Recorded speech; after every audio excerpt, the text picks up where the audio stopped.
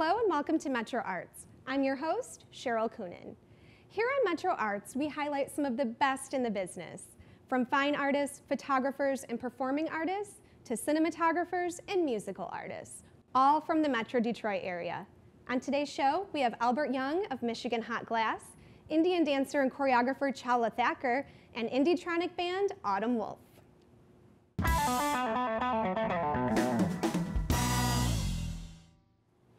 We have Albert Young of Michigan Hot Glass as our first guest on MetroArts Detroit. Welcome, Albert. Thank you. Thanks for joining us. So tell me, what exactly is Michigan Hot Glass? Michigan Hot Glass is it's an independent glass school / artist studios. Okay, and you're located in the Russell Industrial Center? Correct. Okay, what attracted you to that location? I had just graduated from Wayne State with an MFA, and I moved into a small studio on the east side, which wasn't good for the welding. It was a wood floor and everything, and a friend of mine was at the Russell and said, check it out. And I did and moved in. And were you always located there, or did you have a studio previous to that? Well, I was in school. I did have a studio in Pontiac. I had the studio at Russell, and I had the glass business was in Pontiac. Okay. Actually, I moved it back down. Great, and you mentioned classes, so tell me about the kind of classes you teach at the Russell, and if students can come and learn, or if anyone can come and learn the craft of glass blowing? Anyone can come and learn. They're just basic glass blowing classes. We don't have any advanced, intermediate, or beginning. Everything's mixed together, and we're quite full right now. We're running 3 classes, but most of my students have been with me for years. Okay. They just keep coming back, and there's openings coming up, and I do special classes in the summertime. Okay, great. So people can just kind of drop in for 1 or 2 classes, or is it something they've got to sign up for? No, the classes are 8 weeks long. Oh, great. They're 8-week sessions, but anybody can stop into the studio and check out the classes. As a tourist, they can come in and just watch people blow glass as well. Very nice. And how did you get involved in glass blowing? I was a ceramic student at College for Creative Studies, and the glass shop was right across the hall, and it was just, I got to do this kind of thing. It just caught your Oh, it was attention. amazing, yeah. I mean, it's really seductive. Now, do you work with any other materials other than glass? Steel, a lot of steel. And so you're doing pieces that have both glass and steel in them? I construct steel forms, and I cast the glass into the forms. Oh. And, I make sculpture anywhere from 30 to 15 feet Oh, wow. tall, yeah. Very nice. And what do you think is the most rewarding thing about teaching your craft to others? It's, seeing their success. The glass blowing is an ancient craft form. It's 3,000 years old. And, people, and I get comments from people all the time, particularly like at CCS, it's like, it's so rewarding to come in and take a class where I'm using my hands.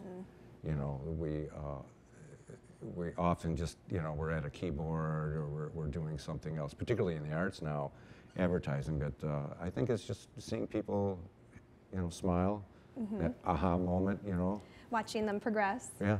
Yeah. Yeah. It's a hard craft. It seems like it. Yeah, it's very hard. It looks easy, but it's really hard.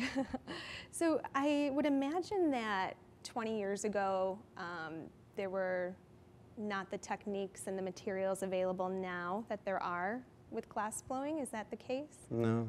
There were fewer opportunities for people to blow. Technology hasn't changed much. The tools that we use are the same tools they were using 1,000 years ago. Really? Pretty much. Oh, wow, that's really interesting. Yeah.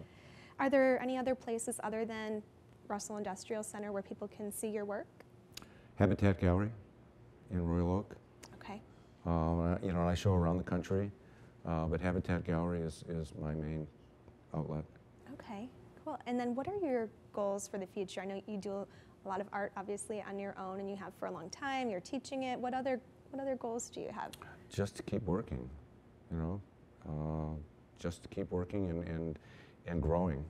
I think art, I don't think there's any ceiling for art. You're constantly looking to get better or improve or to expose something else to the public. It's a process of regurgitating things, So even at this stage in your career, you're continuing to grow and learn and create. I try not to make the same thing twice. Oh, nice. Yeah, I'm always looking for you know, the next step.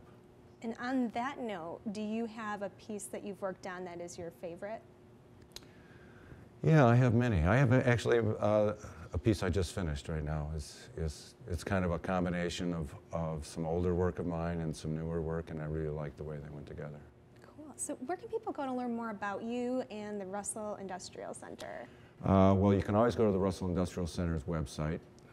You can also go to MichiganHotGlass.com or AlbertYoung.com, HabitatGallery.org, I think. And you can always stop by the studio and say hi. Okay, great. Well, thank you so much for joining us today. You're watching MetroArts on Detroit Public Television.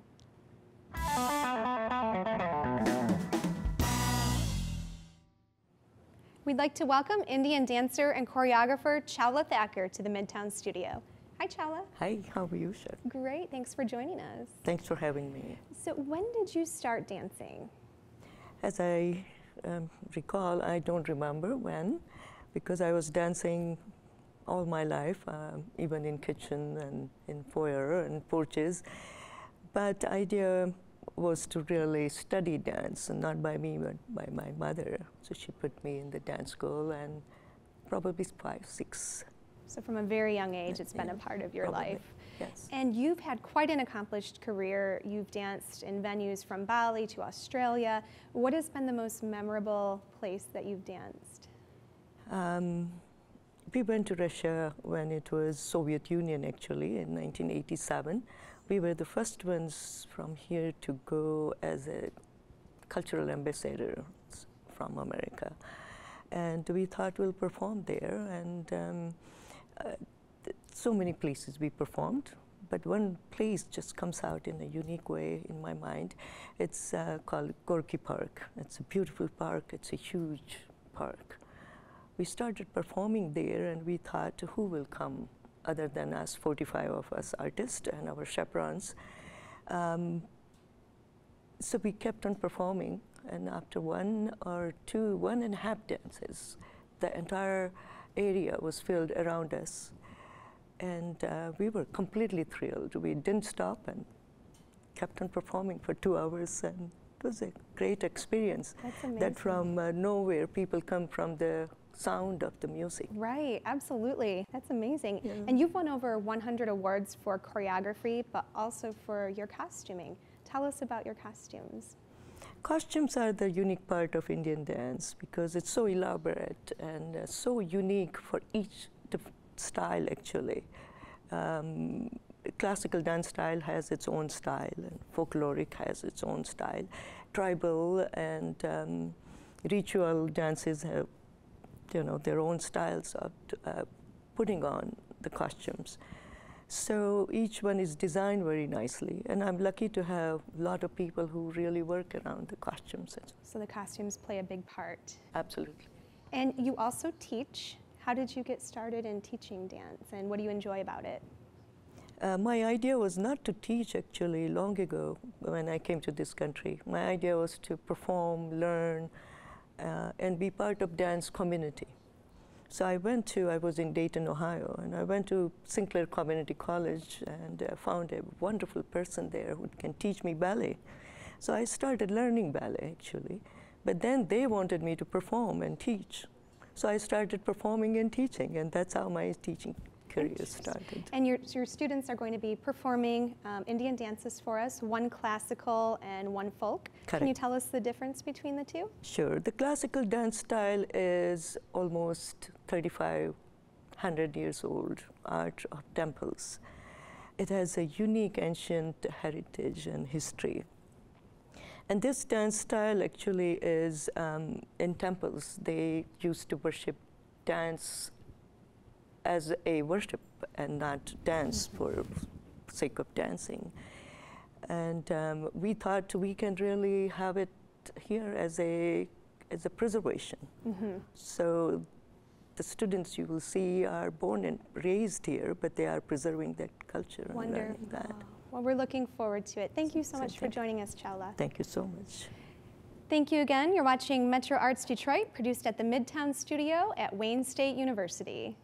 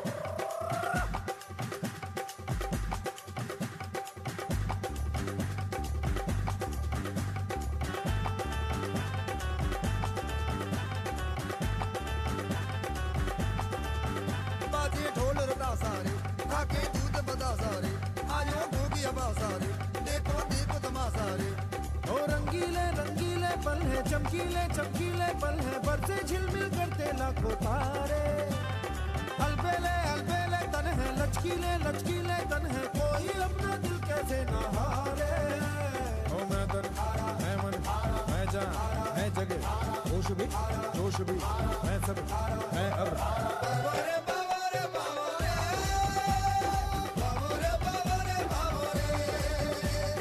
क्या धुन है क्या तान सुन ले करके तू कमाल सुन ले बाबा रे बाबा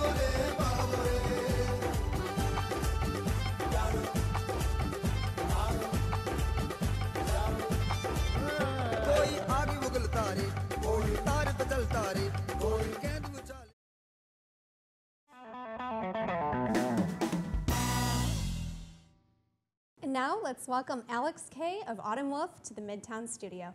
Hi, Alex. How you doing? Good, thanks for joining us. Absolutely. So where did the name Autumn Wolf come from and what does it mean? It was just kind of one of those things. I was writing some new music about 2 years ago when I started this, and I wrote all the music before I had the name or anything involved with that. So I was kind of trying to think of something, and it's one of those things that just stuck. You know, it doesn't have like a deep meaning. It's kind of just like a pseudonym that I kind of got for myself. But it's really catchy. I like it. that's good. Thanks. So you have a really interesting style of music. How would you describe it?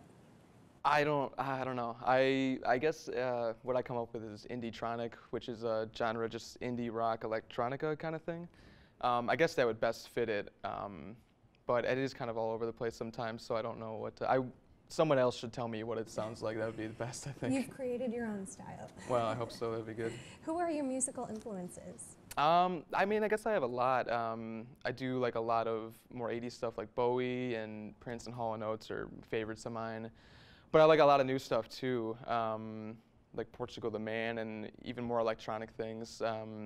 It's kind of crazy, and I kind of think it kind of shows through because the different releases I've had have been pretty different from each other so far. So Yeah, a lot of variety. yeah. So where can people go to learn more about Autumn Wolf? I released the music through a small label of mine called Danger Fox Recordings. So if you go to dangerfoxrecordings.com, you can stream the whole last album, the full length, for free. And also facebook.com/autumnwolfmusic will have all my new shows coming up. Great, and you're going to be singing a couple songs for us. Yeah, Tell us about those. These are 2 out of 3 songs of a new EP I'm putting out.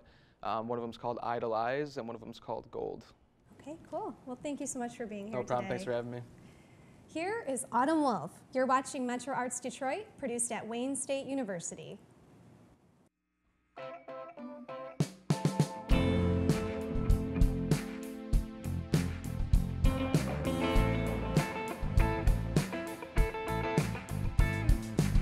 Now would it be a crime? But I could only hope that you would spare me a dime. It feels cross, but surely you don't feel the way I do. You know I could use a little help now and then. Well, is it in my mind? The things I know, but only half the time. It gets lost, but surely I don't feel the way I do. No, losing sleep at night. Well, you must have gold in your eyes. I can't force you out. I can't force you out. Yes, I swear. Now what keeps you coming every night? Well, I believe it's golden curls and shining lights. The kiss you give is death to life. From poison lips and satin eyes, you don't bat an eye. Well, it takes time, this kind of life. We're living broke, but it's alright. You got the world caught up in lines with TV tales and royal time. Get off on it, baby. Get off on it, baby. Get off. You must have gold in your eyes.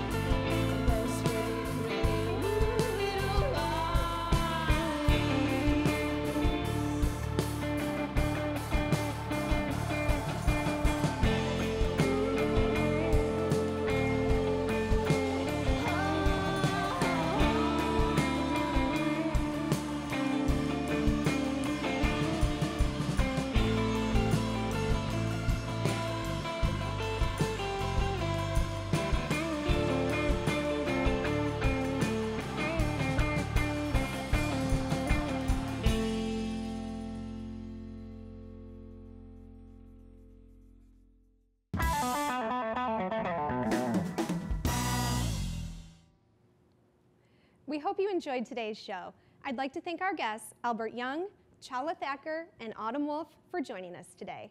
I'm your host at MetroArts, Cheryl Coonan, reminding you to foster your own creativity and always support the arts wherever you go.